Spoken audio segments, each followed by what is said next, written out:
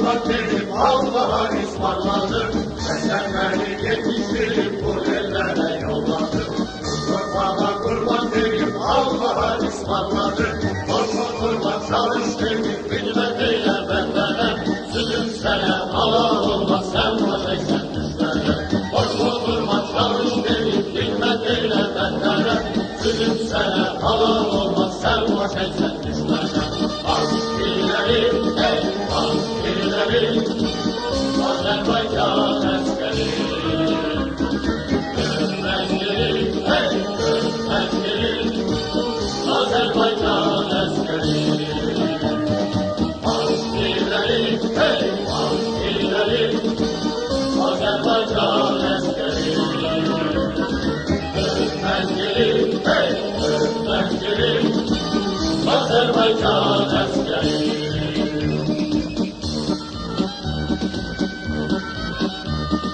Yaptığımız ezandaşı yollarımız olsun. Biz bu yolda döner olsak namus bize olsun. Yaptığımız ezandaşı yollarımız olsun. Biz bu yolda döner olsak namus bize olsun. Ne güzeldir ölmek bize sevgili vatandaşım. Cana yürek yol eşkilen daima içimizsin. Ne güzeldir ölmek bize sevgili vatandaşım.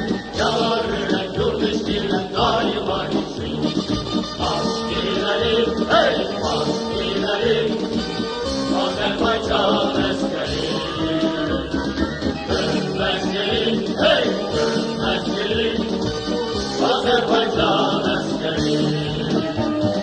Askerilerim, hey askerilerim, Azerbaycan askeri. Ümmetlerim, hey ümmetlerim, Azerbaycan askeri.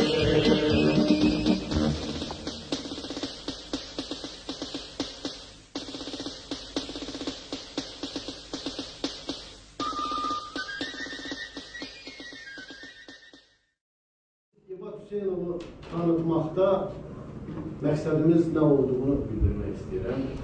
Yəni, İbat Hüseynov'un özünə əslində qalsa, onun tanınmasına ehtiyac yoxdur. Bu bizim gələcəyimiz var. İbat Hüseynov kimi qəhrəmanlar bəlkə də 100 ildə bir dəfə dünyada. Onun döyüş yolu haqqında sizin müəyyən məlumatlarınız var. Filmlər çəkilir. Yəqin ki, o filmdə bir növbəti döyüşümüzdə yəqin ki, baxıcı daha yaxını tanış olasınız. Kitab yazılıb. O kitabın müəllifi bizim döyüşçümüz özü də burada iştirak edir. O kitab barəsində o sizə geniş məlumat verəcəkdir. Kitab hardan yazılır, hardan gəlir.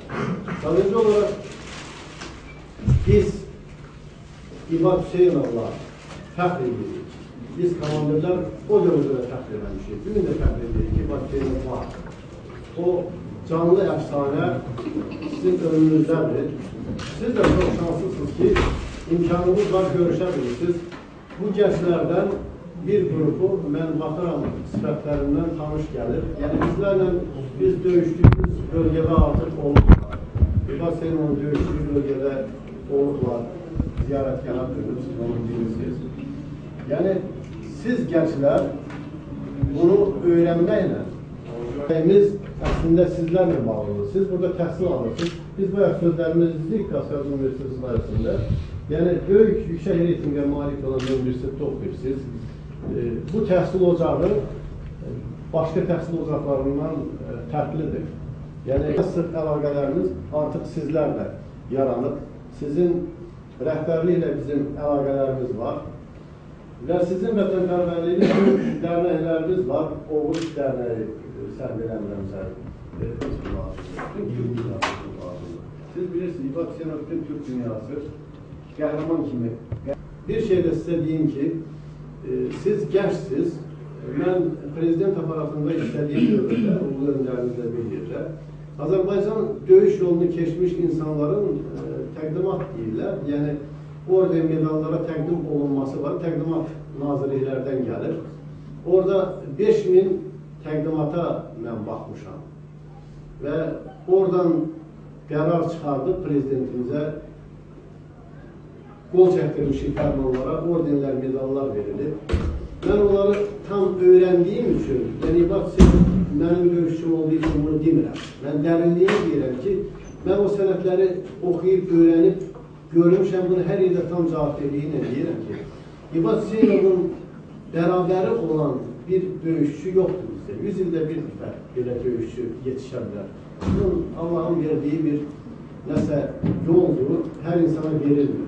Onun döyüş yolunu oxusaz, dərindən maraqlansaz, görürsünüz ki, öyle möcüzələr var ki, insan fikirləşir ki, doğrudan mı belə hadisələr baş verilir?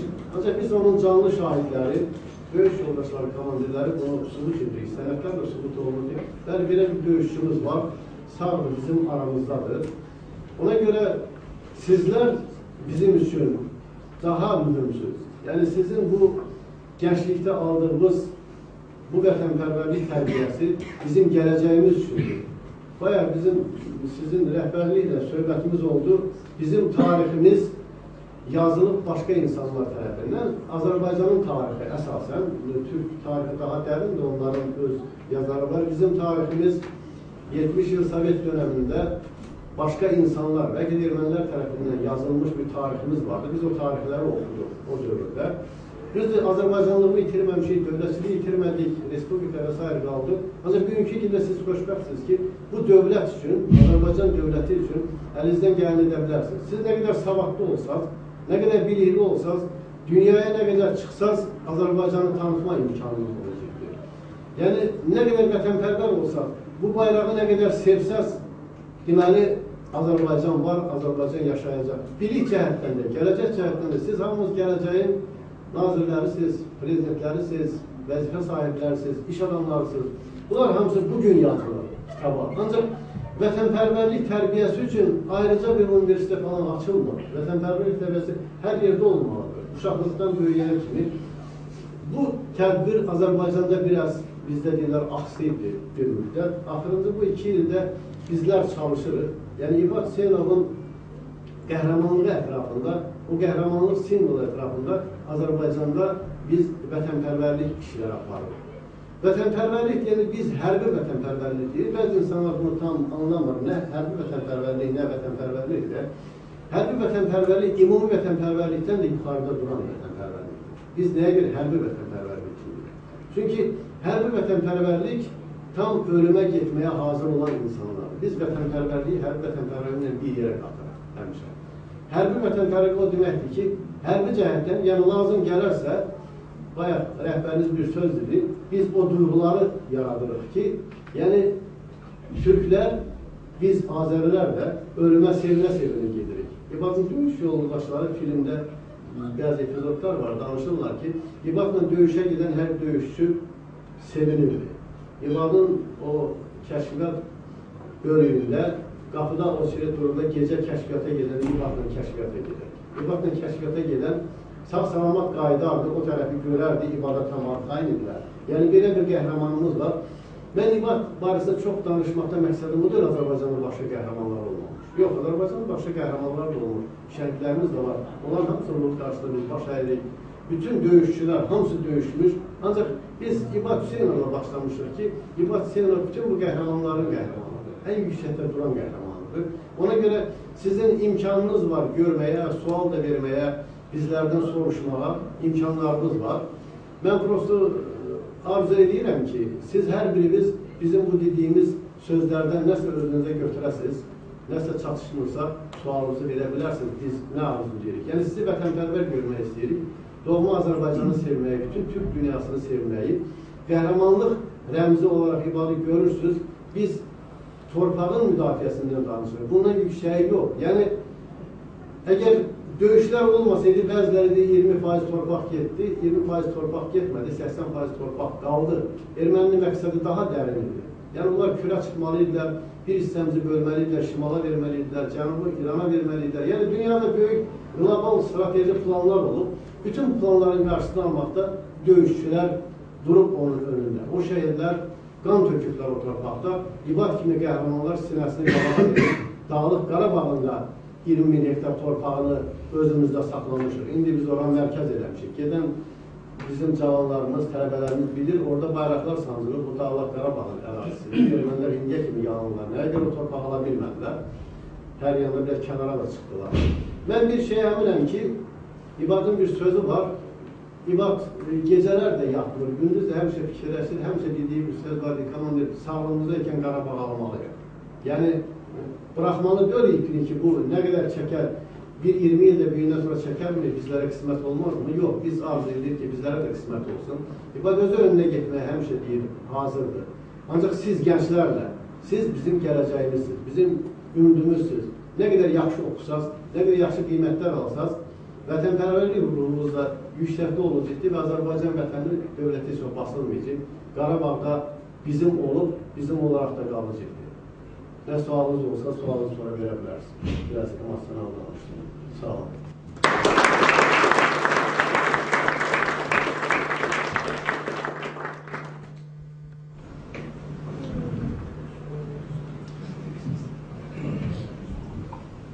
Hörmətli gənclər, sizin qarşınıza çıxış etmək həqiqətən mənim üçün çox böyük tərəfdir və əsas suala keçməzdən öncə mən burada Gündüz bəyə öz minnətdarlığımı bildirirəm və onunla bərabər gəlmiş və gəlməyən olan üçün hansısa bir problemə görə bütün gənclərə minnətdarlığımı bildirirəm ki, onlar həqiqətən o uzun yolu, çətin yolu, yolla nasazıldığımız yolda problemi idi. O əziyyət çəkərək düzdür. Bəlkə də o əziyyətdən onlar şərəf hissi keçdilər. Çünki onlar yuxarı Qarabağa gedirlər. Biz hər bayramda, hər tədbirlərdə insanlara bunu eşidirik televiziyada ki, arzu edirik, gələn il Qarabağda olur. Yəqin eşidirsiniz. Amma siz gələn il yox, sizə deyən anda, Cəlil bəy və rektorun deyən anda sizə hamınız bir anda toplaşdınız, səfərbər oldunuz, Azərbaycan Türkiyə bayraqları ilə və avtobusda cənab leytenant Azərbaycan himnini oxuyaraq sizlər yuxarı Qarabağa gəldiniz və hansı ki o Qarabağı o zaman 1990-cı illərdən 93-94-cü illərə qədər İbad bəyin qoruduğu, saxladığı o ərazilərə gəldi.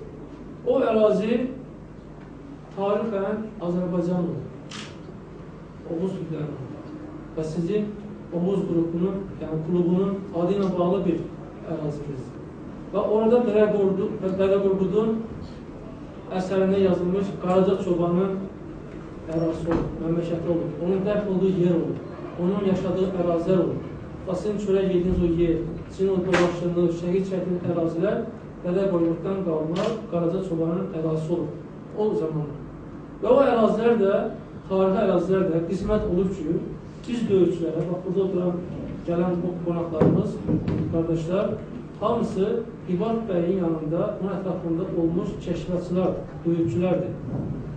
Və hörmətli komandirimiz bildirdi, o ərazidə o zaman döyüş olan zaman İbad böyük şücaətlər göstərir.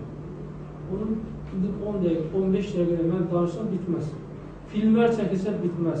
Kitablar da yazılsa bitməz. Tarix bəlkə yetər ona. Osmanlı tarixi bəlkə yetər ki, o sözlər bitsin.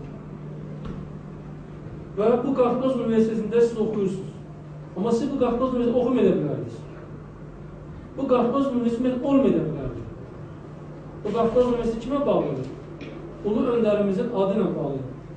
Çünki hörmətli rektor müavinə biz yuxarı danışanda o zaman 93-cü ildə Ulu öndərimiz Naxçıvanda bunun tarixi ilk dəfə bildiyim qədər o zaman imzalanır və sonra bu Azərbaycanın Bakıya keçir bu məktəblər. Öncə Naxçıvanda olur. Siz düşünün, o zamanki hakimiyyət problemi bilirdiniz.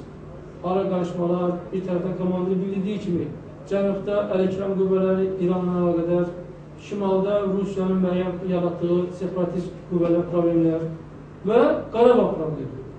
Bu üç nə deməkdir? Azərbaycan parçalanmalıydı. Bu problem bir Qarabağ deyil. Ümumiyyətlə, söhbət nədən gedir?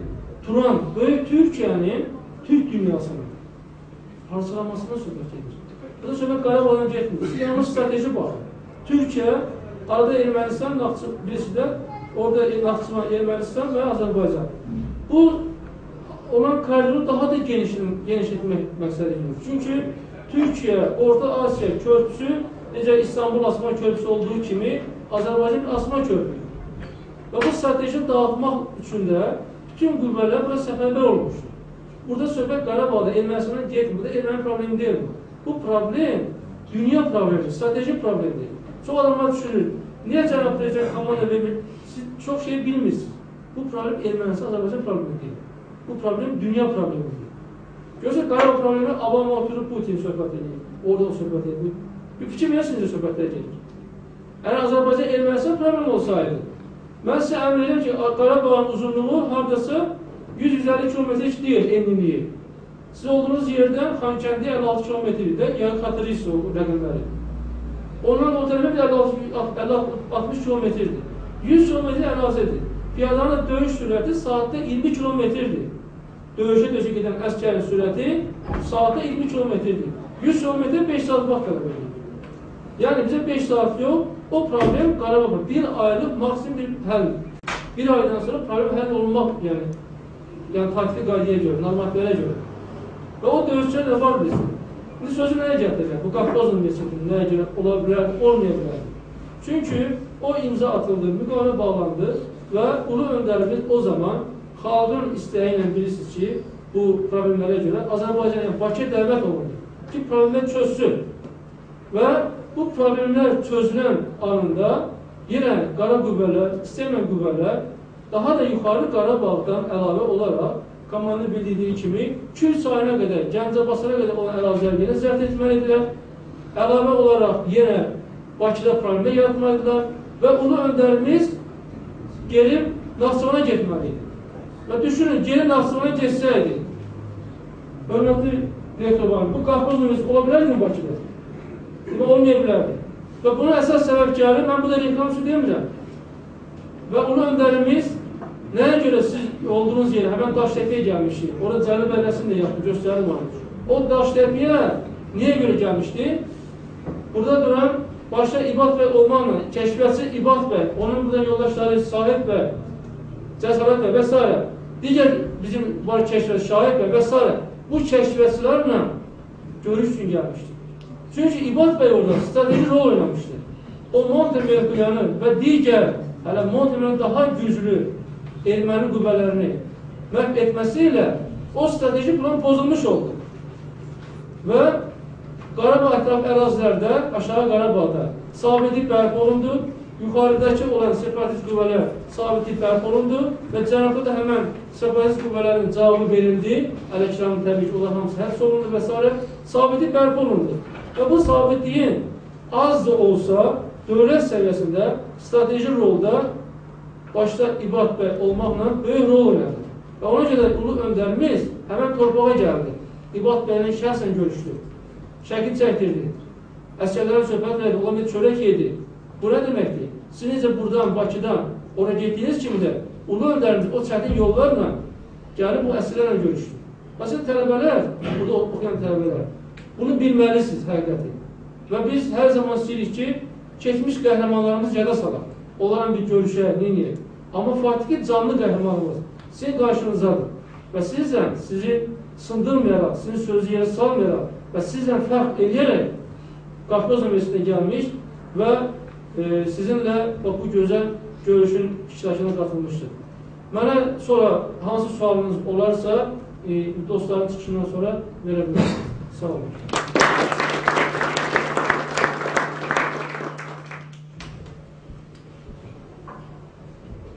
Hər birinizi salamlayıram. Əslində, gənclərə, şanslı gənclər demək olar ki, əvvəla birinci Qafqaz Universitetində oxuyurlar və buna qəbul olmaq üçün nə qədər əziyyət çəkiblər, bu hamıya bəllidir. Və mən fəxr edirəm ki, bu günləri, elə bu öndə gedən ali təhsil ocağında, öndə gedən tələbələr qarşısında biz bir yaşayan canlı qəhrəman haqqında danışacağıq.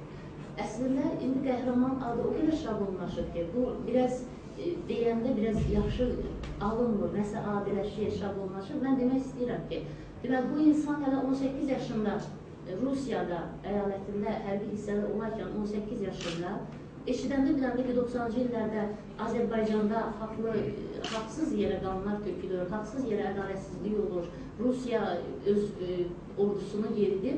Bu insan 18 yaşında tək başına Rusiya əyalətində etiraz aksiyası keçirir, etiraz edir. Rus zabitlərinə, generallarına qarşı ki, mən sizin, mənim dövlətimi məhv edən, mənim dövlətimdə, nə bilim, qan tökən bir dövlətə xidmət eləmirəm.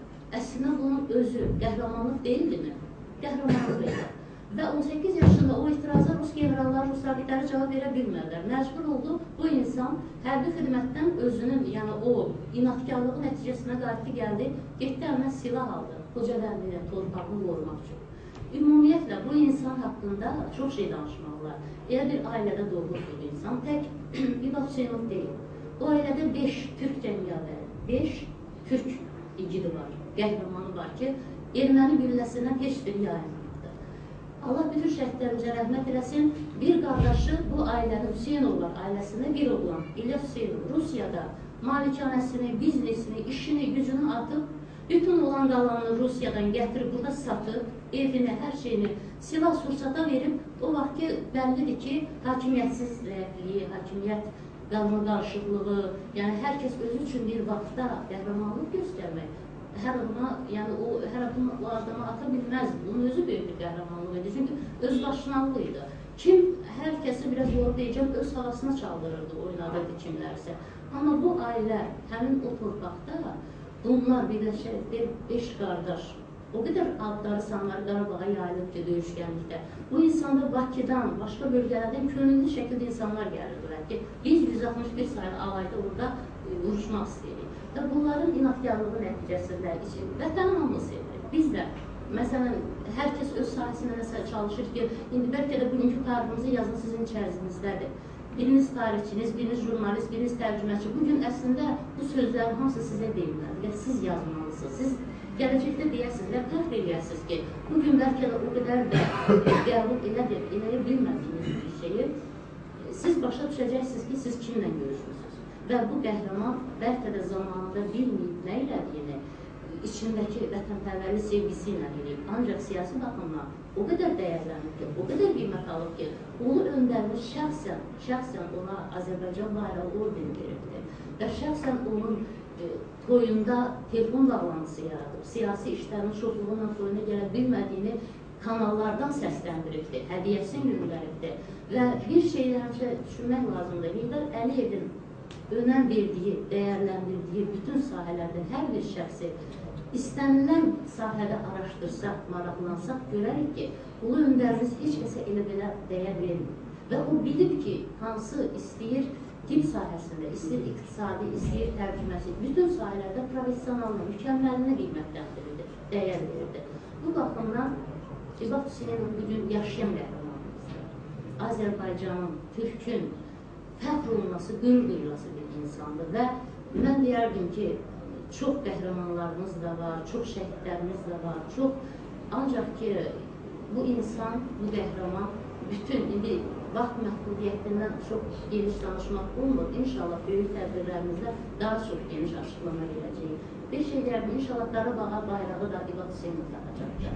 Əzəl axır dünya Türkün olur, Türkün də olacaqdır.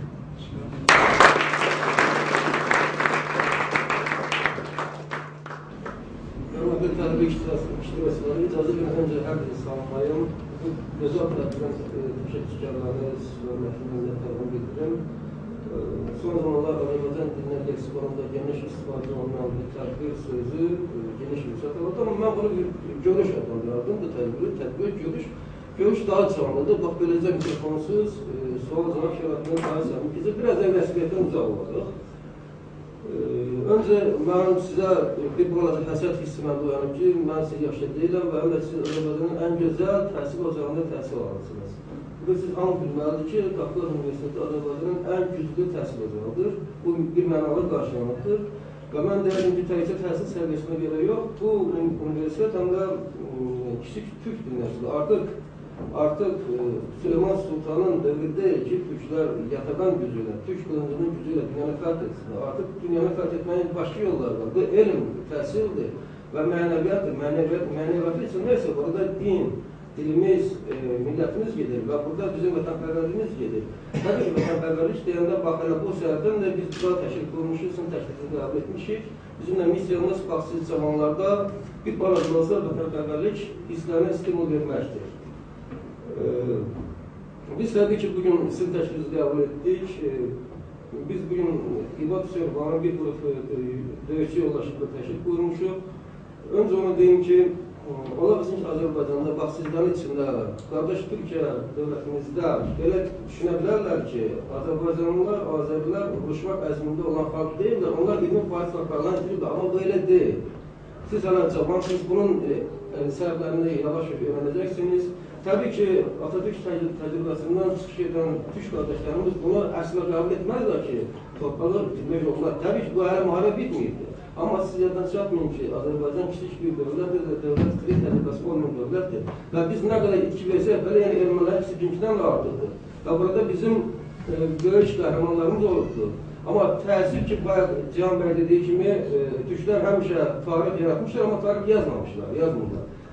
Həqiqətən belədir, amma lazımdır ki, biz öz vətəndaşlarına, siz gənclərə müharibə illərinə baş vermiş qəhrəmanlıqlar barədə, hiklər barədə sözlər yazıraq. Və nə qədər ki, biz canlı şahidlər həyatdayıq, siz bundan istifadə etməlisiniz.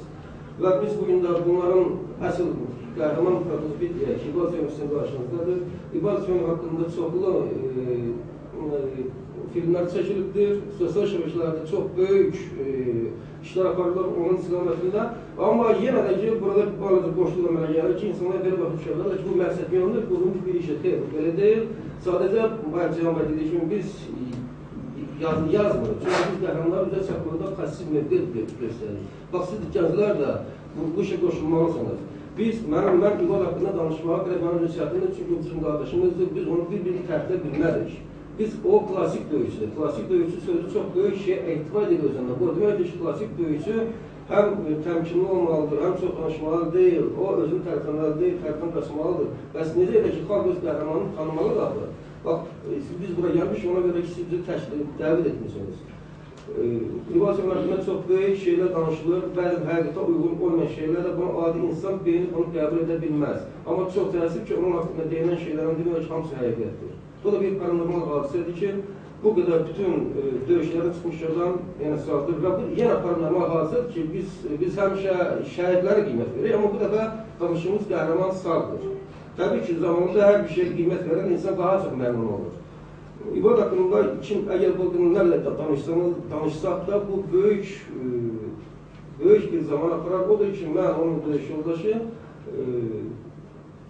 birgə keçirdiyimiz əməliyyatlar, döyüşlər, operasiyonlarda və proseslər iştirak etdiyimizə görə mən onlara qələmə almağa nail oldum. Bu çox böyük bir vaxt apardır və bu xüsusi təyinatlı kitabını vətənpərvər insanların köməyi ilə biz bunu dərc etdirdik.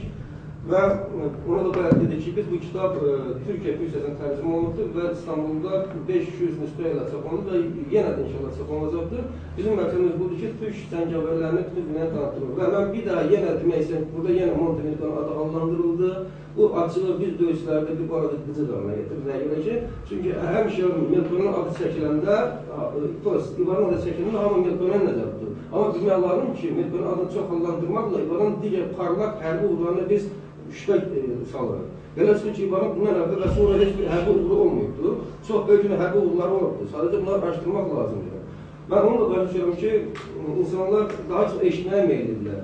Mən reklam xatirinə demirəm, əgər sizi İbad Hüseynin döyüş yolu, xronologiyası maraqlandırırsa, siz onun haqqında ancaq bax bu kitabdan məlumat. Bu kitabda demək olar ki, onun döyüş yolu və həyatı tam gerçəliyi ilə əks olunubdur. Bir daha bura dəvətlərinizə görə, sizin qarşınızda çıxış etdiyimə görə özümü çox xoşbəxt sayıram və bir daha deyirəm ki, siz Azərbaycanın ən güclü şəxsiyyətlərisiniz ki, siz belə bir gözəl təhsil müəssisəsində təhsil alırsınız və yenə deyirəm, bax, bura Qafqaz Universitetində Azərbaycanda kiçik Türk dünyası deməkdir. Əslində Türk dünyası Qafqaz Universitetində başlayır. Yüksək təhsil, elm, mərifət və bir də vətənpərvərlik. Sizə uğurlar arzulayıram.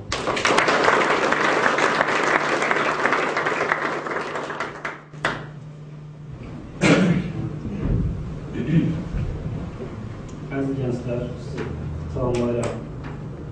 Öpürəm sizi. Çox sevinirəm ki, sizin qarşınızdayım. Mən sizə deyim ki, biz heç bir vaxt müharibədə uzunmadıq. Heç bir vaxt hamısı hakimiyyətsizliyin uzbatından bizim çabuklarını getdik. Erməni heç bir vaxt döyüşərək torpaq alınmazdı, alara bilməzdi.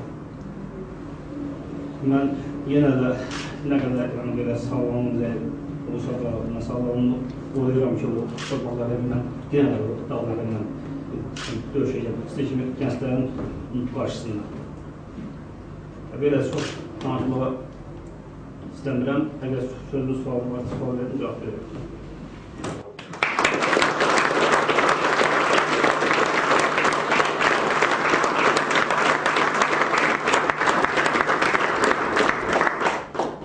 Suali olan arkadaşımız var mı? Mutlaka varmış. İçinde çok şeyler var. Ben dedim ki klasik içinde danışmadan meyilli değil. Evet. Onlar danışmadan. Ama sual desinler Tələbələrdən danışmaq istəyirəm. Burada bizdə bir çox Oğuz klubu kimi klublarımız var, bizim başqa dərnəklərimiz var. 16 klubumuzdan birisidir, bu bizim Oğuz klubu. Rəhbəri və idarə heyəti üzvləri burada iştirak edir. Bu üzvləri ilə, idarə heyəti ilə birlikdə xüsusi təyinatlı kitabını da onlar oxuyublar, hətta müzakirəsini eləyiblər. O ilə bağlı biz bir yerdə getdik, Akif müəllim özü qeyd elədi bayaq. Ondan sonra filmlərə baxılıb və nəticədə sizi səbirsizliklə gözləyirdik ki, suallarınızı yönəldək, onları maraqlandıran və internetdən, digər qaynaqlardan və kitabdan müzakirəli olaraq, müqayisəli olaraq çıxardığı sualları sizlə bölüşsünlər və həqiqətləri orijinal olaraq sizin dilinizdən alsınlar. İndi mən sözü vermək istəyirəm, klubun rəhbəri Kənan buradadır, Kənan İşğəliyev. Buyursun, buyur Kənan. İkinci məndə görüşümüzə gələn hər kəs salam verirəm. Başlayıb olsun, yavrularım. Bizə həqiqətən çox qürur verir ki, bizim milli qəhrəmanımızla görüşə gəlir. Mən ilk öncə istəyirəm bizim klubun necə deyim, necə ərsəyə gəlməsindən danışım. Bizim klubun bir neçə vətənpərvər gənclə bir yerdə, yəni qərara gəldik, klubu qurmağa. Bu vətənpərvər gənclərin istəyirdik ki, biz də vətən üçün iş görək. Biz görürük, yəni baxırıq, İlvat Hüseyin məsələn 20 yaşında belə böyük işlər görür. Biz baxırıq, bizim bu yaşımız var, amma biz heç nə görməmişik. Yəni, biz artıq özümüz bilirdik ki, biz vətənpərvər deyilik, yəni vətənpərvər isə iş görməliyik. Biz qərara gəldik ki, artıq necə deyim, vaxtımızı ayıraq, vətənə vaxtımızı ayıraq, bir günümüzün bir çox hissəsini biz vətənimizə ayıraq. Bununla da biz artıq işlərə başladıq, biz uşaqları topladıq və tədbirlər keçirdik, yəni də başladıq görüşlər keçirməyə, müzakirələr eləməyə. Biz milli qəhrəmanlarımız haqqında çox görüşürdük, danışırdıq, filmlərə baxmışıq, vətənpərvərin özündə çəkilən filmlərə baxmışıq, yazılan kitabları oxumuşuq, elə xüsusi təyinatlı kitablar bizim belə deyək, obyektimizdə oldu. Biz onu oxumuşuq bir yerdə, bütün uşaqlarla, müzakirəsini keçirmişik, bir neçə dəfə müzakirəsini keçirmişik. Və bu günlərə həqiqətən bu tədbir artıq bizim yeni bir şeydir ki, biz artıq həmişə özümüz yığılırdıq, ya internetdən öyrəndiyimiz şeylərə, ya necə deyim, müəyyən qaynaqlardan öyrəndiyimiz şeylərlə danışırıq. Və bu günlər isə canlı qəhrəman bizim qabağımızdadır. Biz bütün suallarımızı inşallah ona yönləndirəcəyik və cavablarımızı alacaq. Bu həqiqətən bizim klubun hər bir üzvü üçün həqiqətən çox böyük, necə deyim, qürur verici bir şeydir ki, milli qəhrəmanımızla görüşəcək. Təşəkkür edirəm.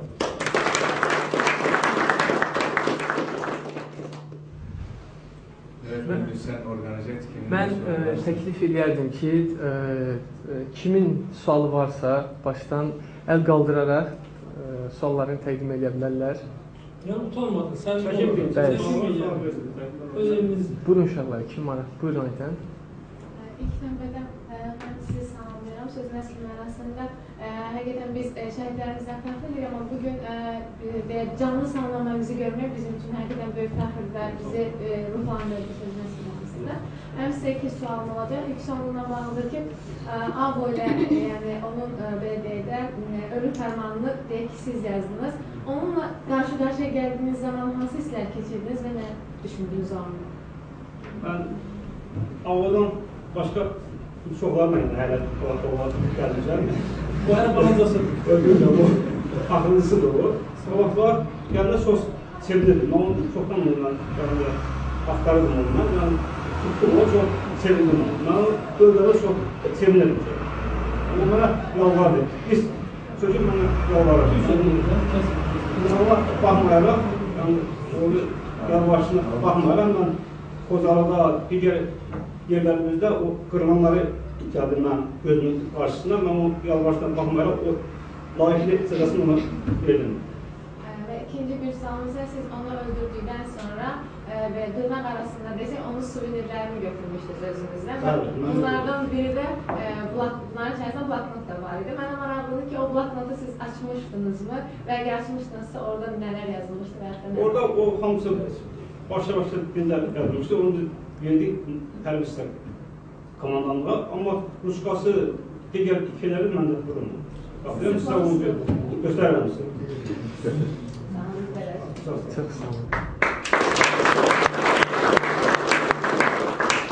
Başka uşaqlar kim soruları var? Buyurun. Buyurun inşallah.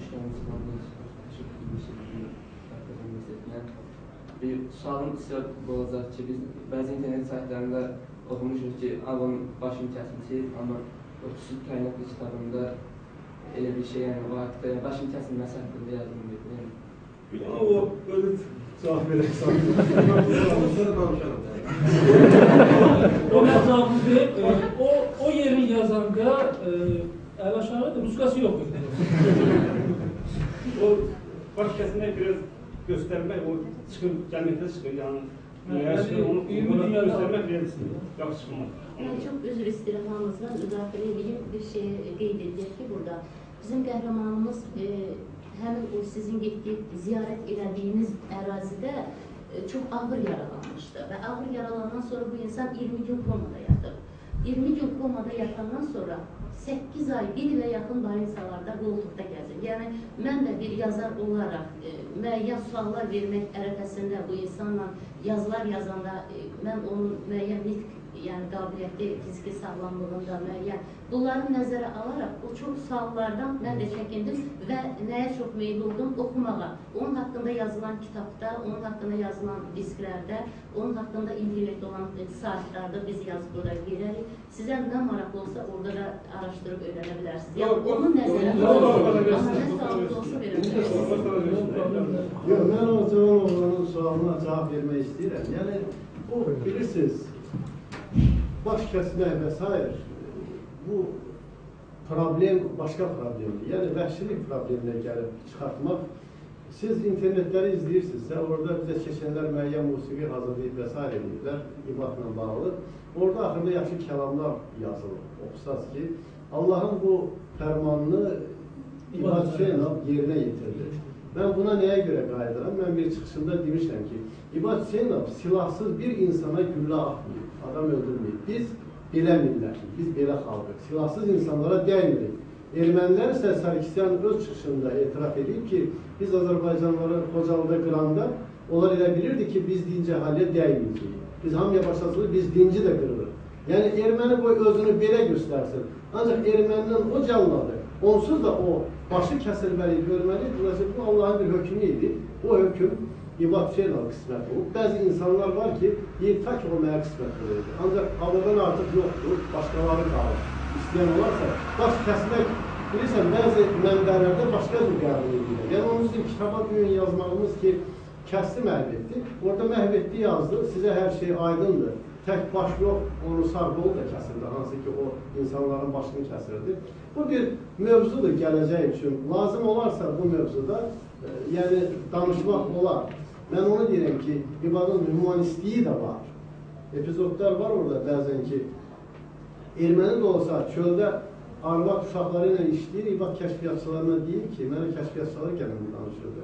Ördən elə keçin ki, bu yola qorxmasınlar. Biz gedirik kəşfiyyatımıza, dinc əhaliyə dəyirik. Bu erməninin xüsusiyyətidir. Biz ermənini tanıyırıq, tanıyacaq. Ola soyqırım deyə Türkün üstünə düşür, bizim üstümüzə düşür. Biz onun tərsini artıq subut edirik ki, soyqırım eləyənlər elə ermənilər özləridir.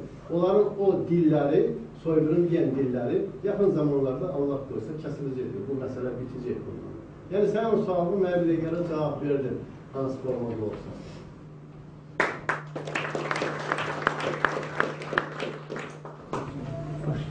Buyurun, buyurun Serkan. Öncelikle hoş geldiniz. Ben Türkiye vatandaşıyım, Türkiye Türk'üyüm. Biz buraya geldiğimizde ilk tanıdığımız insanlardan biri oldunuz. Biz çünkü kahramanlarımızı her zaman sevdik, her zaman yanlarında olduk. Biz ilk kahraman dendiğinde mübariz dediler, daha sonra İbad Hüseynov dediler. Biz sizi tanıdık, sizlerle birlikte sevdik. Karabağ'da olduğumuzda nasıl savaştığınızı, nasıl orada ne şartlarda olduğumuzu gördük. Bunları hissettik. Benim tek sorum şudur ki, Türkiye vatandaşı olarak Karabağ'ı almaya ne zaman gideceğiz? Karabağ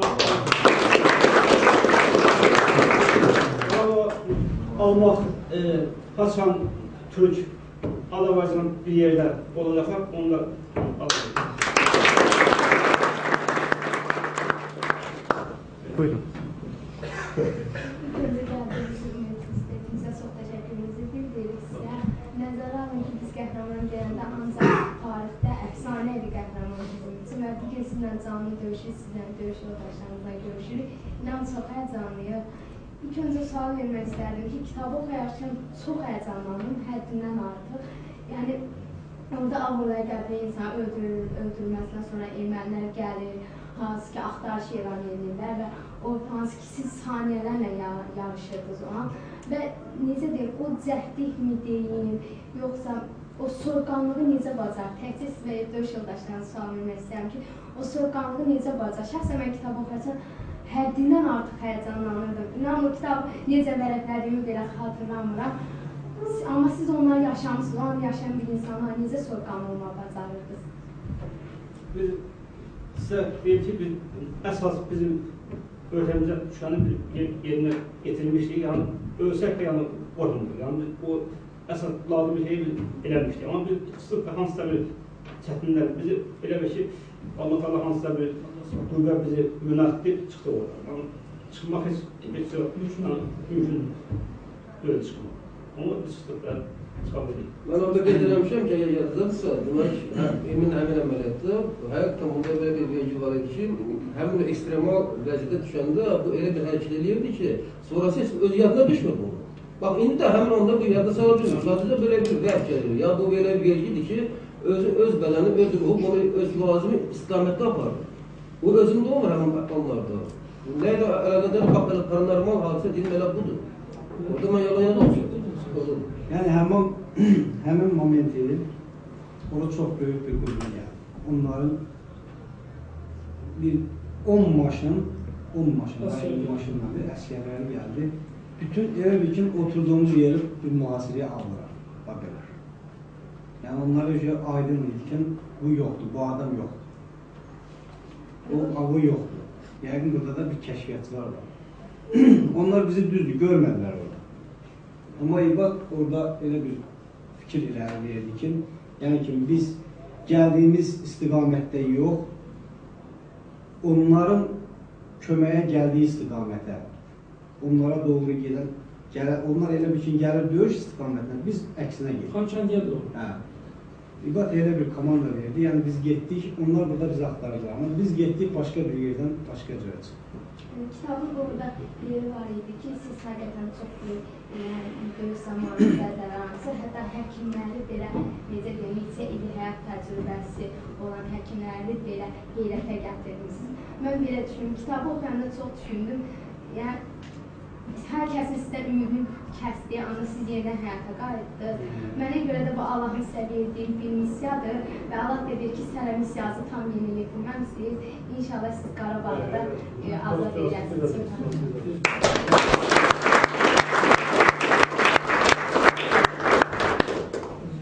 Buyurun, Hazret. İbad bəyə ilk öndə təşəkkür edirik və bizi qırmalarla gəldilər, sağ olsunlar. Klub olaraq biz Sərdəcinin gəldiyi də təşəkkürümüzü bildirik. Bir də sizə sualım var. Deyirsiniz ki, sualın hamısı eyni yöndə gəlir, amma sualım ondan ibarət ki, Avonu siz nəyə görə məhz öldürməyə qərar aldınız? Məsələn, siz onu əsir götürüb qarşılamaq hansı bir rayonunuzda var sizdə? Eynisdə. Çünki mən onların hamısını öldürmüşdüm, qalan oydu, onu getdim. Qalın qaranlıq.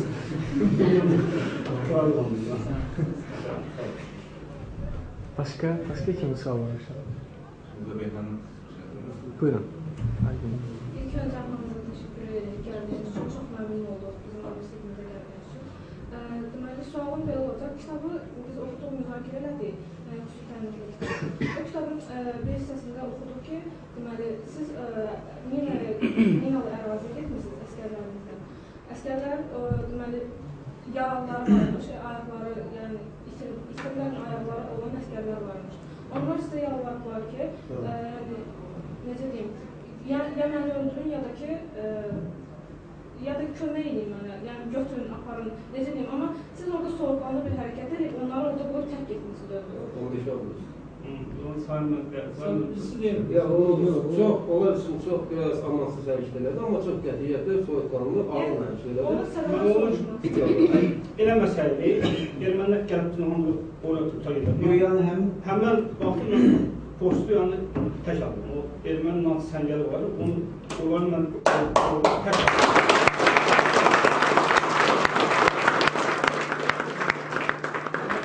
Postu mən tək aldım, xəbər verdim, dedilər, yardım gəlib onlar çarsınlar, yanında bunlar çıxır. Həmin əməliyyatda mən də olmuşam. Hepsi Seyid də yaralanmışdır. Əməliyyatda mən də orada yaralanmışam, boyundan başından ikinci boyunda. Tam yaralanmışdır, mən Minanı tapdı gecə saat 3'ü. Biz getdik, apardı getdik. O post alınmalıydı, yüksəkli bir təpəydi. Arkadan getdik, küləkli bir vəziyyət idi. Yəni elə seçirdi ki, özü o momenti elə seçirdi ki, yəni küləkdə ayağımızı qoyan vaxtı şıqqıltı gəlməsin, eşitməsinlər. Keçdik postun arka tərəfindən gəldik. Arka tərəfindən gəldik. Orada bir anlıq dedi dayan. Şöyle bir ki, yanına bir vergi verilmişdi. O mina hardaydı, elə bir özü özəliyle başlamışdı. Həmin vaxtı dedi dayanın, dedi burada mina var. Jirka ilə çəkili mina. Tuttu onu, bir özü keçdi, sonra dalınca uşaqlar yavaş-yavaş. Orada axırda çox az bir məsafə qalmışdı. Uşaqlardan biri idi işte orada bilməyən. Şu mina partladı, mən de orada düşdüm. O mənim də burada varması, o mina. Həmin moment ermənilər bildi. Bildi bir 5-10 metrəlik çox olmaz. Orada uşaqlar qayıtdı bizi götürməyə, mən onu eşitdim. Bir vaxt dedi ki, dəyməyin onları. Özü də qayıtmadı. Çünki özü belə onu ölçdü ki, yəni ki, bu da qayıtsaydı. Uşaqlar orada qalan 2-3 nəfər uşaqla, salamat qalan uşaqla qayıtsaydı, erməni çıxıb səngərdən hamını vura bilər. Qalan sağları da vura bilər. Bu həmin yerdə tək aldı postu. Üstündəki qranatları atdı, nə bilim, bıçaqla birini vurdu. Belə həmin postu tək aldı.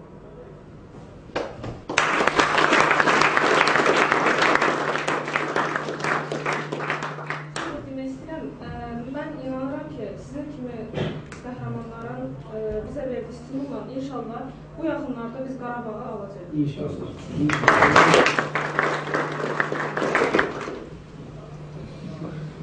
Buyur, buyur.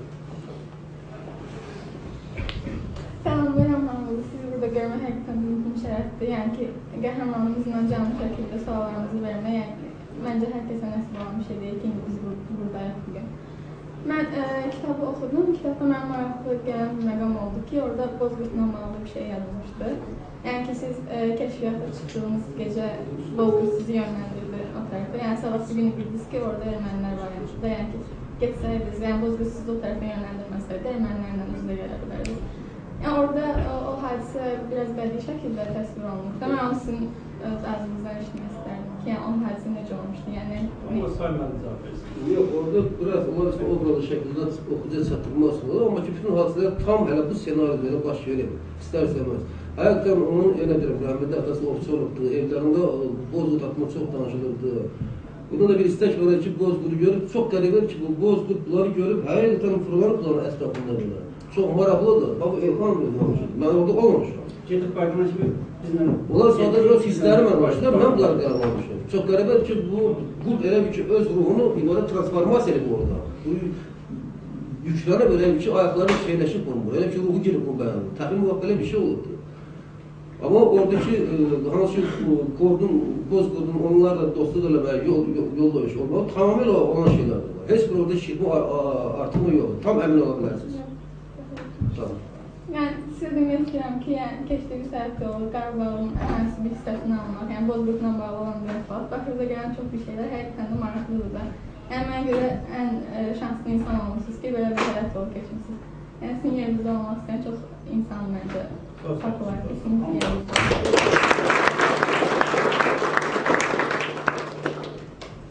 Başqa kim insanlar, buyurun.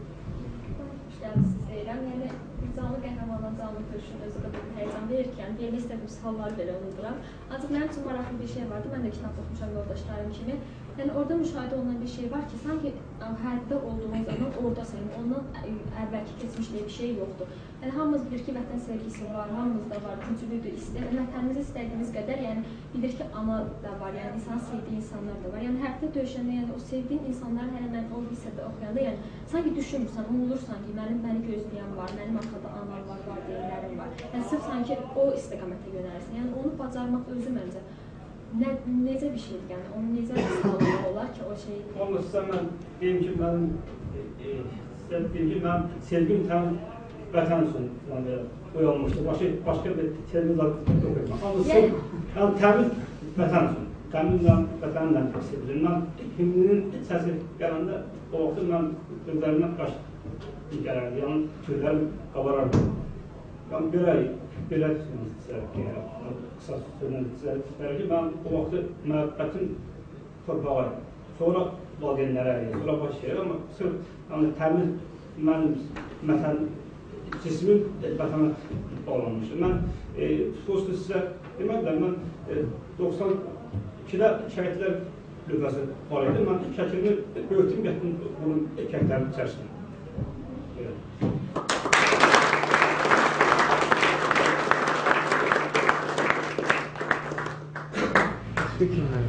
Yəni bilirsiniz, o vaxtı yaxşı döyüşdüyünə görə Bakıdan da başqa yerlərdən çağırırdılar, düzü açıq. Çağırırdılar, yəni o döyüş momenti idi.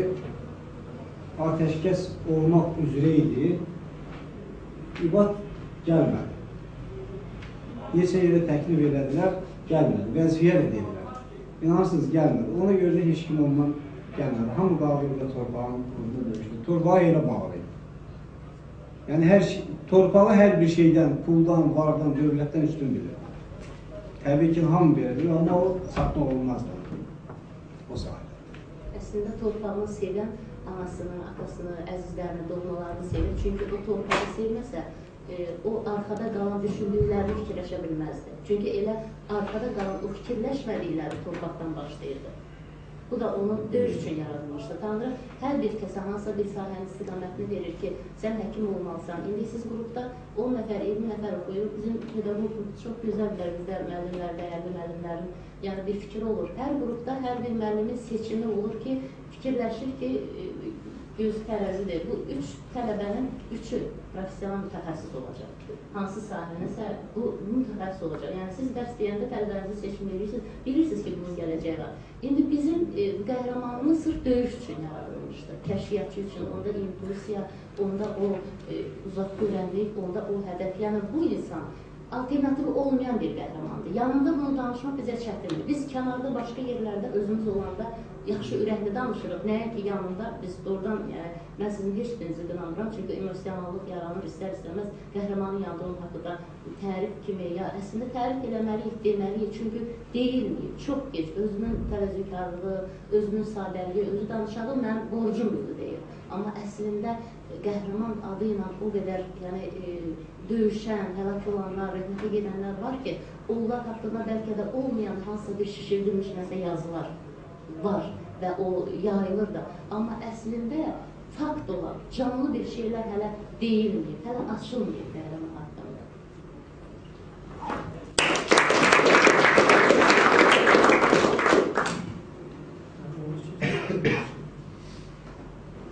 Sizin Avam öldürəndən sonra bir hücumunuz olmuşdu. Kapitan Ənvər Əfəndiyev və sizə kömək gəlmişdilər. O hücuma keçəndə onun döyüşləri geri qaytan, daha geri çəkildilər. Sizə bir xəyanət edilmiş oldular orada. O geri çəkilməklərinin səbəbi nə gətirdilər ki?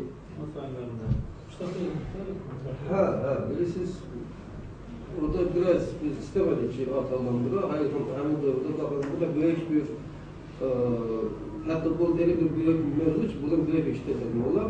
Onun xidmətlərini ancaq onunla görülürlər ki, adamlar orada 5 nəfər oldu, 10 nəfər oldu. Amma ki, elə hadisələ baş verir ki, orada ümumiyyət etmiş, onu oturur, misal olacaq. Amma onun əhəmiyyət olduqca böyükdür. Bunu əvvəl sırlamışlar və 93-cü ilin avqustun əvvəllərində yenə də böyük bir oyun hazırlandı Azərbaycana qarşı. Həmin bizim qonşu sol cəmiyyətdə yerləşir. Böyük bir hərbi birləşmə öz yerini, döyüş yerini tərk etdi, öz başına tərk etdi özlərini. Bu açıq-açıq döyüş xəyanət edir. Təsəvvür edin ki, ermənilər üçün dəvdən qabağından çıxdılar ki, həmin dəstəni, həmin qrupu məhv edilmək üçün bu böyük bir arazi boş qalmışdı həmin yerdə. Baxın, heç inandırıcı hal deyil ki, bu təxminən 1000 nəfərlik olardı, bəlkə 1000 nəfərlik olardı bir arası. 1000 nəfərlik böyük bir hərbi birləşmənin işini cəmi 20-25 nəfər görməlməzdir oldu. Biz o ağla gəlir şeydir, amma fakt deyil oldu. 20-25 nəfər böyük 1000 nəfərlik əskərin tutduğu ərazini tutur orada və ancaq bundan sonra bəzi taktiki girişlər onların hərbi platformlarına yenə yuvarı köməyə gətirilmə məlumatlar əsasında ağır artilleriyadan güclü atış tutulur, biraz vaxtdır. Bunlar hamısı olubdur. Düz mən kitabda ona az səthi toxunmuşam, amma bu çox böyük bir mövzudur. Mən yenə deyirəm, bunlar özümdən yox, bunlar var hamısının artıq sənədlərini əldə eləmişik bunlara müətbər insanlar və ki, bunları olduğu təsdiq edə bilərlər. Əgər sizin burada kiməsə şübhəniz varsa, bax bu adları çəkən insanlar hamısı həyatda var. Hətta bu yerde dediniz ki, bax burada Çingiz həkim var, o İbad Qosprodukşanlısı, o da sağdır, yenə İbadla əlaqə saxlayır. Təbii ki, indiki dövrdə yenə tibbin imkanları artıb da, amma yenə də onun üçün mücizə gəlir ki, İbad prinsipcə sağ qalmalı deyildi. Yəni dediyim ki, istənilən şübhə barədə istənilən adları çəkən insanlardan hadisənin doğruluğuna əmin ola bilərsiniz.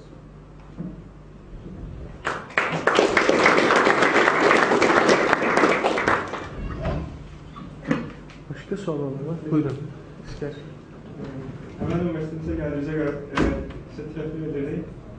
Sualım ondan ibarət ki, siz belə güclü kəşfiyyatçısınız. Bu güclü kəşfiyyatçı olmaq üçün hansı elmlər bilməli aldınız, hansı idman növünə məşğul olmusunuz? Güclü kəşfiyyatı döyüşü bilməlisi vətəni sevmədən işləm olanmız. İdman növü olaraq hansı idman? İdman hamısından vacib vətəni sevmək.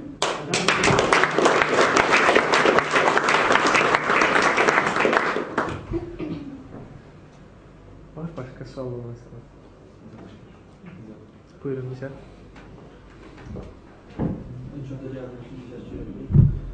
Və bu səsdə belə bir hissə vardı ki, 93-cü ildən sonra qış günündə siz Gəzavazı kəşfiyyata gelirsiniz və arma sıfatlara bölünmüsünüz. Kəşfiyyata gedəcən qəfədə düşmənli üzrə gəlirsiniz. Düşmən komandiri sizdən qorxur və bunu hərəkəti ilə göstərir ki, döyüşmək istəmir. Və siz onunla kompromisə gəzirsiniz, güzəşdirdiniz sonra. Necə olur ki, siz orada onu öldürmürsünüz, döyüş olmuyor. Kəşfiyyatçı belə bir şeydir ki, yəni kəşfiyyatda təsavvur olmaz. Biz oralarından düz gəlib başqaca baxıva dəydik, yəni belə formlardır.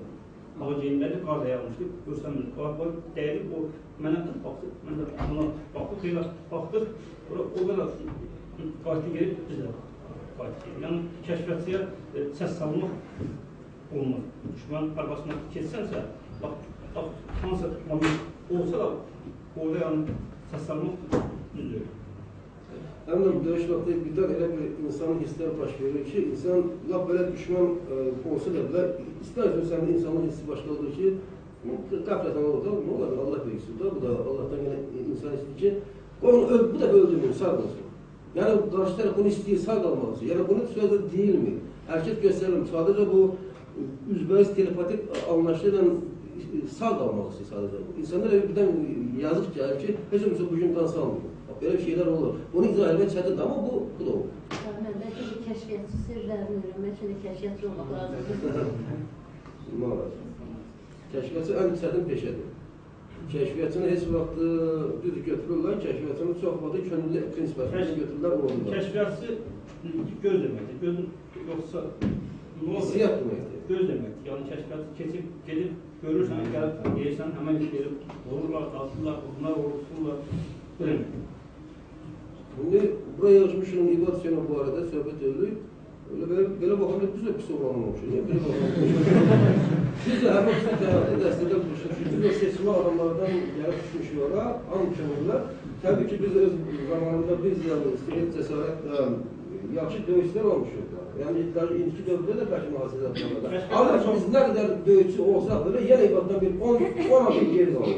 O bizdən çox ilərləyir. Mən ona demirəm ki, o xoş gəlsin, yox, faktımız belədir. O bizdən çox qalıq deyir.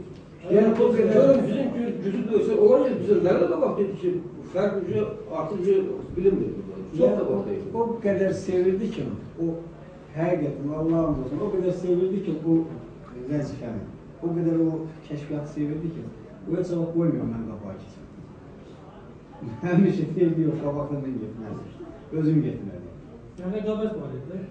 Yox, yəni onu o qədər bacarırdı, o qədər ona belə can yandırırdı o sənətə. Heç var qoymur. Yəni qoymur kim qabağa. Siz fikir verin, artıq görsünüz bilgəndə danışanda bəzi əsərlər və bəzi insanlar qorxur döyüşür. Döyüşəndə belə deyir. Bunlar artıq döyüşməyə sənət kimi var, fikir verin. Sənət.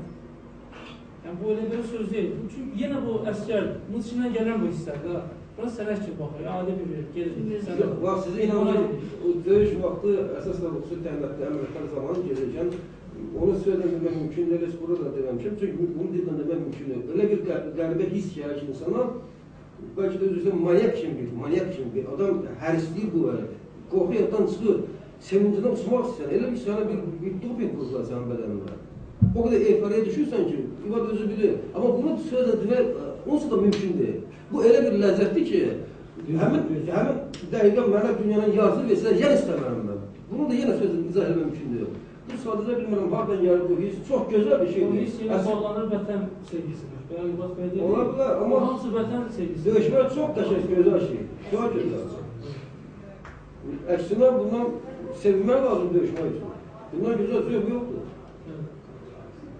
Mən ilk kitabı oxuyanda risklərə baxanda mən fikirləşdim ki, Azərbaycanın bizimlə hamısı filmlara baxmışıq. Azərbaycanın Remzosu, Qurtlar Vadisine baxırıq, Van Damme, Robin Hood'u. Yəni biz ona kino kimi baxırıq. Ancaq bu kino bugün bizim canlı qarşımızdadır. Doğrudan, həqiqətən bilərdik. Yəni biz sevinirdik. Kəşfiyyata gedəndə həqiqətən sevinirdik. Biz açığı, biz o kəşfiyyata gedəndə sevinirdik. Biz günüzü məsəl üçün elə bir gecə ismini iş işləyirdik. O gecələr həmişə çöllər var. Heç bir hərbi təlimatçı olmayıbdır. Heç bir hərbi məktəb Göz yanı, bəli. Ancaq özü öyrəndiyimiz... Heç bir ləvazamatımız olmadı. Yəni görücü bir, o gecə görücü belə bir qurulur. Gecə görmüş cihazlar var. Heç bir şey olmadı. Bunun hamısı çoxlu olan qəhrəmanımız, hamının qəhrəman olan təyin eləyir.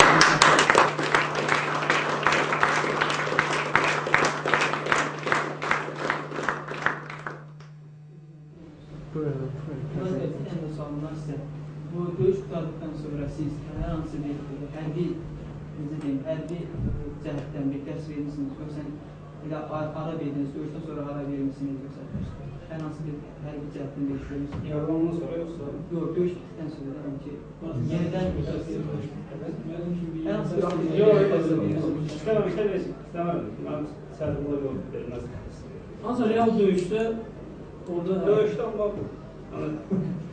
döyüş olsa sizin başınızda döyüşər misiniz?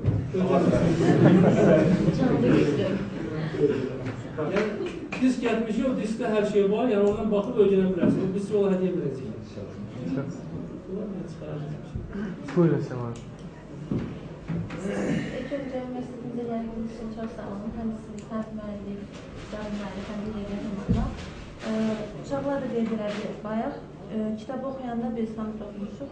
Oxuyanda orada hər səhifədə, hər vərəqdə, hər hadisədə canlanır sanki səhnələr yönetmə arasında.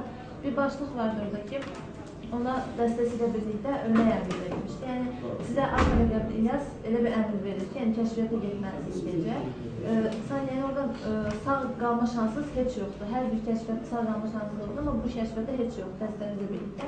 Siz artıq düşmən postuna çatırsınız, qaydar, çox az bir məsafədən çatırsınız posta və sizə anidən bir əmr deyər ki, geri qayıtmalısınız. Bütün düşüncəniz döyüşə yönəlmişdir. Artıq posta ələ keçirmək düşüncəsindəydiniz, amma geri qayıtmaq əmri verilir. Geri qayıdırsınız, növbəti gecə gedirsiniz kəşfiyyata, alınır bu sizdə.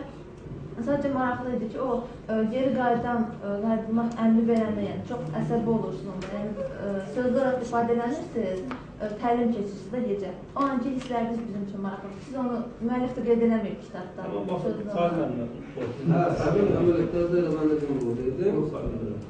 Sadəcə biz onlar ona dəstəsini vermək şərtlə hər tərəfdə açıq dedilər ki, biz getməliyiz. Sadəcə elə bilin ki, qayıtacaq. Barak şey oldu. Demək ki, ermənilər Füzuli şəhərimizi vermişdilər. Bizi də aparırlardı ki, sadəcə biz onları başa taxmalıydık və belə deyək, qurban getməliydik. Və bir dəfə getdik, yəni hər dəfə gedəndə sadəcə biz komanda gələcək, gəlin. Amma İbad hesab götürmüşdü ki, heç olsun qaydanda konsul dağılır çıxar ki, əziyyətimiz bada getməsin. Bəlkə bunda biraz həvəs əmələ gəlir, adamın ruh əmələ gəlir. Amma gedirsən, gitmişsin, alınmayan da adamın çox böyük bir ruh düşkün deməli, həqiqətən. Bu, həmişə düşkün adı keçmək, min almış ərladını keçmək, bunun təhlükədir, bunun stressdir, çox böyük enerji itir insanlar. Çox böyük əsəb itkisidir bu. Amma ki, bu işin ki, nəticəsi olmayan da çox böyük bir mənəvi zərbə dəyir insana. Onu demək çətindir. Amma ki, işin ki, bəhrəsi yəni nədir? Yəni, oradakı ermənləri öldürürsə, bu böyük həvəs gətir. Bax, onda yolculuk yaddan çıxır. Amma bu ki, olmalı, komandir əmr verir ki, geri çəkilim. Bax, onda həqiqətən İbad çox bir vəhşiyə dönmüşdür. Enerjisini çıxartmağa yer axtarır. Yəni, indi komandirə düşəcək bilməzdir, ancaq yumruqlarını divara çəkirdi. Həqiqətən, göz qabanı olan şeydir. Çox təəssüf ki, burada şişmək yox, hamısı da olur. Bir də sualım vardı sizə. Kitabda bir cümlə vardı ki, siz şəklinizi, yəni ölməmişdən əvvəl, yəni sağlıkən şəklinizi şəhidlərin arasına vurmuşdunuz ki, yəni ölümdən qaçmışsınız. Sadəcə ölüm qorxaq. Siz sualını cavablandırdınız bayaq, dediniz ki, yəni bunu demək istəyim ki, məcazi mənada yazıb, yoxsa həqiqi mənada yazıb, çox düşündürmüşdüm mən bu cümlə ki, şəklini artıq o şəhidlərin arasına vurmuşdunuz. Siz də bunu cavablandınız, çox sağ olun. Sadəcə bu cümlə, yəni bu düşüncədə hər insan ola bilməz, hər insan bu düşüncəyə sahib ola bilməz ki, sanki öz şəklini şəhidlərin arasında, bu sadəcə vətən və sadəcə döyüş məmkin vacibdir. Bunun üçün sizə xüsusi təşəkkür edir və qəhrəman adınız bizim gözümüzdə daha da ucalır.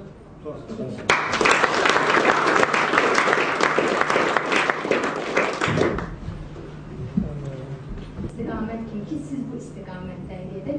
Lakin orada necə olursa düşmən geri qalxmalı olur və siz o planlaşdıran əmanətdə eləmişsiniz və qaydanda görürsünüz ki, döyüş yoldaşlarınız sizi gözləyirlər. Yəni, onlar sizə, necə deyim, sədaqət mi deyim, onlar getmirlər, siz qalıb gözlə və sizi sağlayamək istəyirəm ki, əslində biz deyirik ki, İbad mənim vətənsə, onlar hamısı öz yerində, amma məncə insan güvəndiyi insanların olmağı da çox önəmli idi və İbad Hüseynovda mən sizlərə güvənirdim, öz döyüş yoldaşlarına güvənir ki, tüm qələbələrin əldə olmalı, mənə görə sizin sədaqətiniz, döyüş taktikası ona yardımcı olan hamısı özü, amma sədaqət və dostluq da mənə gəlir ki, bu qələbələrdə böyük rol oynayır.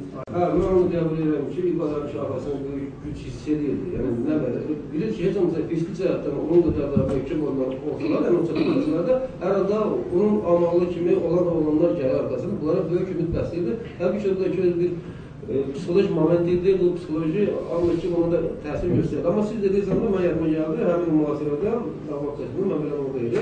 Hər gün orada çox kəskin bir şey var ki, gecirdi. Erməni tankı gəlir, sonra da İbad transport götürdü ki, geçsin başqa tərəfdən atsın ki, bunu vuracaqdır. Sonra atış atıb gedəcək düz Erməni artığının tərəfə ki, tək izah aldırsın, bunlar çıxsın. Amma sizə deyim ki, o geçsə yenə sağda çıxacaq. Bunu özü bilirdi o. Yəni, bu hər işini tərk etsin. Onda belə bir vergi vardır ki, hara geçsə, o ölməyəcək. Yəni, əksinə bir tərəf qaçmaq yox, daha da ermənilərin içində doğru qaçmaq. Bu zərbəni yayındırmaq üçün baxılan hakimiyyəti, təbii ki, biz də indi açıq edilməz ki.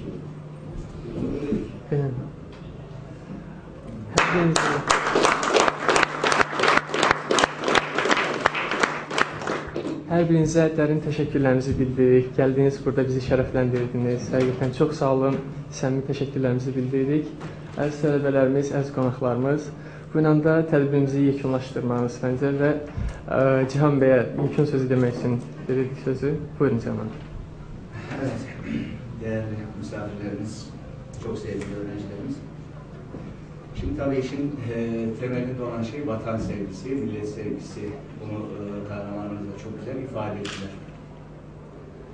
Tabii şimdi burada, bu mekanda kahramanımız işte gavşluk içinde, efendime söyleyeyim atmosfer tamamen başka bir yerde, tamamen başka bir atmosferi merak ediyoruz. Dolayısıyla konuştuğumuz, anlatmaya çalıştığımız hisler, duygular tabii şu anda içinde bulunduğumuz hani bir yönüyle hisler değil. Dolayısıyla şu anda mesela İstanbul'da televizyon seyrediyorsanız James Bond mesela film çeviriyor. Hani onu bir kameranın arkasına baktığın zaman hadise başka, ön tarafa baktığın zaman hakikaten hadise başka. Dolayısıyla buradaki şekildeki insanla şu andaki buradaki şekildeki insan arasında fark var. Çünkü hakikaten mekan çok farklı. Dolayısıyla evet, yani dolayısıyla bizim buradaki mekandan oradaki hadiseleri anlamamız elbette kolay olmayacak. Dolayısıyla Said Müellim hani bazı şeyler anlatırken hani bu hakikaten olmuştur, inanmıyorsanız falan, yani bu normal, yani anlatabildim yani, çünkü oradaki şey başka, atmosfer başka, şartlar başka. Dolayısıyla yeri geldiği zaman onu rehberlik edecek belki bir bozkurt olacaktır. Efendime söyleyeyim, işte bir içgüdü bazı şeyleri gösterecektir. O atmosferde birçok şeyler olabilir. Bizim Çanakkale destanları ile ilgili duyduğumuz çok şeyler var. İşte yol gösteren, kılavuzluk eden, efendime söyleyeyim bir takım zaafların ortaya çıkması, sonra savaş ortamında Türk dünyası, Müslüman aleminin almış olduğu duygular hakikaten çok farklı. Dolayısıyla İbad Müellim'in dediği gibi, yani veya yaptığı gibi düşmanı da affedebilmek. Efendime söyleyeyim, işte Çanakkale'de yaralı bir asker, düşman askerini efendime söyleyeyim Türk subayının yardım etmesi. Oysa hakikaten bir düşmandır. Hani belki bir tane fazla ölse belki kârdır. Ama o anda insan olarak ona elinde silah olmayan, senden el aman diyen bir insana karşı öldürmek için değil, onu yaşatmak için mücadele etmek. Bizim de farkımız bu, siz komutanım çok güzel ifade ettiniz. Yani bizim elbette ki Ermeni'den gelen evliya başka bir düşmandan böyle bir farkımız var. İnsanı insan olduğu için değer veririz. Bakmayarak ki cephede bile olsa. Dolayısıyla değerli arkadaşlar, bu toplantıdan bence Akif Müellim de defaatle söyledi, İbad Müellim de hani tek bir sebep dedi, yani bunun içinde vatan sevgisi. Yani bence üzerinde esas durulması gereken şey bu. Hepimiz vatanı sevmeye çalışıyoruz. Hepimiz kahraman da olabiliriz kendimize göre. İbad Müellim ve arkadaşları o dönem o şartlarda bir kahramanlık sergilediler. Çünkü o gün o kahramanlığı yapmak lazım. Bugün pekala kahraman olmak için ne yapacağız? Savaş yok ki gidelim savaşalım, kahraman olalım. Anlatabildim mi? Ama bir şey var. Nedir o derseniz, vatan sevgisi hem sevgiyle beraber. Bu vatanı, bu milleti sevmek için, bakın kendisi ne diyor? Beni oraya atan, beni orada mücadele ettiren, ben tehlikeleri görmüyorum. İşte çok güzel söylüyor mesela, hani o gidiyordu yani efendim mesela düşmanın içine de orada hisse efendim mesela biliyor orada düşman ama gidiyor yani. Ne oldu? Canına musladı. Çünkü vatan sevgisi o an için candan geçmek gerekiyorsa geçiliyor. Şimdi arkadaşlar, işte bizim de bugün belki bir talebi olarak, bir müellim olarak eğer vatanımızı, milletimizi seviyor isek aynı düşüncelerle hareket etmemiz lazım. Aynı düşüncelerle hareket etmekten kastettiğim şu, bu vatan için ne yapabilir? Bu millet için ne yapabilir? Bakın, bu vatan sevgisini bir kere şöyle de aşmak lazım. Vatanımızı gerçekten seviyoruz mu? Yani bunu bir sorgulamak lazım. Ben seviyorum da mesela her biriniz için diye. Acaba etraftaki insanlar seviyor mu? Etrafımızdaki insanların vatan sevgisini aşılayabilmek için ne yapmamız lazım? Millet sevgisini aşılayabilmek için ne yapmamız lazım? Biraz önce yani biz yukarıda konuşurken söylediler. Hani bugün Karabağ'ı daha nerede olduğunu hani belki unutan, bilmeyenler olmaz hani ne, onu unutan insanlarımız varsa o insanları hatırlatma adına ne yapmalıyız? Ben sizi kulüp olarak da tebrik ediyorum. Mesela bu kahramanlarımızı buraya çağırmak, zaman zaman onları görmek, efendime söyleyeyim işte geçenlerde gitmiştiniz, o bölgeye gitmek, hakikaten bunu hatırlamak, bunlar güzel şeyler arkadaşlar. Çünkü hayatta hep deşarj oluyoruz, arada bir şarj olmak lazım. Dolayısıyla vatan millet sevgisi adına her birimizin bir görevi vardır, buna inanıyorum. Efendim mesela millet sevgisini artırmak için neler yaparız, neler yapmalıyız, bu konuda hepimizin bir görevi var. Dolayısıyla bunları hatırlatmış olduk bugünkü kahramanımız ve kahramanlarımız aslında, çünkü hepsi de bir şekilde cephede bulunmuşlar. Dolayısıyla arkadaşlar ben kendilerini de tebrik ediyorum, teşekkür ediyorum. Ve bu görüşmeden bir netice olarak tekrar sözüme dönmem gerekirse, her biriniz vatan seversiniz, vatanperversiniz, millet sevensiniz. Bu millete olan, bu vatana olan sevginizi o zaman kahramanlarımızı silahla, efendim tüfekle, kılıçla, bıçakla gösterdiler. Sizin kahramanlarınızın, vatanperverliğinizin göstergesi kalem nedir şu anda? Dolayısıyla hangi ihtisastaysanız, hangi sahadaysanız burada öne çıkarak, o gün kahramanımız evet bir Ermeni teröristi öldürmüştü. O şekilde birçok yani Ermeni'yi öldürerek kahraman olmuştu. Siz de dünya arenasında kendi sahanızda efendime söyleyeyim alınması gereken hangi derece varsa bence onu alarak kahraman olacaksınız. Dolayısıyla nasıl ki kahramanımız çok güzel ifade ettiler Sait Bey, yani o değişik bir ruh haleti alarak bu işi yapıyordu. Siz de o başarılı şey için o ruh haletine bence ulaşmak lazım. O ruh halini almak lazım. Kendimize bu şekilde ideal koyarsak, hedef koyarsak ben eminim ki birçok zorlukları başarabilecek. Ama biz de işte zaman zaman böyle heyecana kapılıp eyvallah konuştuğumuz zaman çok şey yapıyoruz ama fakat buna icraata dökmek lazım. Kendileri geldiklerinde dediler evet biz bu efendim kahramanlığı, vatan millet sevgisini ortaya kurmak için bir şeyler yapmalıyız der. Hakikaten yapıyorlar, bakın bu icraattır. Şimdi biz zaman zaman konuştuğumuz zaman televizyona çıkıyor insanlar, işte şu kadar Türk dünyası var, efendim çok az da bir Ermeni var. Ama diaspora olarak baktığımız zaman onların sesi bizden daha çok çıkıyor. Ne yapmamız lazım? Konuşur şunları yapmamız lazım diyoruz ama orada kalmamalı. İcraat lazım. Şimdi dolayısıyla arkadaşlar, vatanperverlik bir icraat gerekiyorsa o icraatı yapmak lazım. Yani şu salondan çıktığımız zaman bence o devam etmeli. Devam edebilmeli. Onun için her birimize bir vazife düşüyor. Yani vatan milleti sevdirme adına, öbür taraftan da kendinizi bu sevgi adına efendim söyleyeyim adayabilme. Hakikaten çalışabilme. Kendinizi başarıya adapte edebilme. Azerbaycan'ın sesini sadece Azerbaycan'da değil, bütün dünyada duyurabilme adına ne gerekiyorsa bunu yapmak. O nedenle ben hepinize başarılar diliyorum. Efendime söyleyeyim, bu kahramanlarımıza da uzun ömür, can sağlığı diliyoruz. Ümit ederim ki kendileriyle görüşümüz daha sonra yine devam edecektir. Kendileri efendime söyleyeyim, örnek olmaya devam edeceklerdir. Teşekkür ediyorum. Emeği geçen herkese.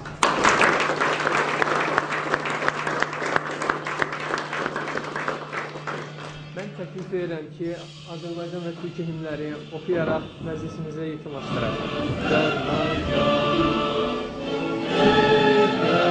Kahramanırlar şanlı vətəni, səndən ötürü can verməyə cümlə hazırıq. Səndən ötürü can verməyə cümlə razıyıq.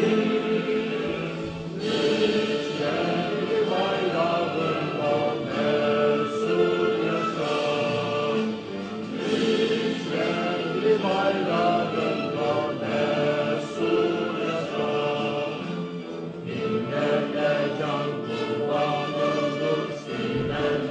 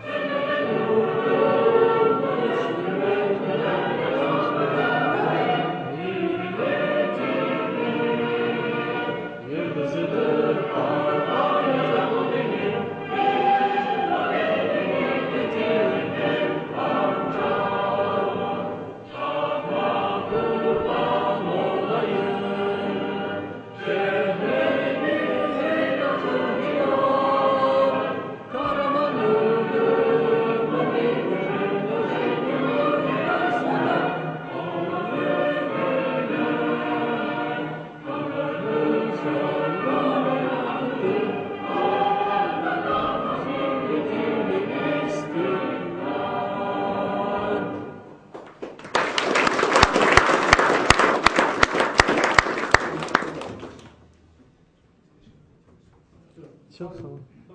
Əgər icazə versəydiniz, klub üzvləri ilə, idarə heyəti ilə bir şəkil çəkdirərdik bir yerdə. Mümkün deyilsə.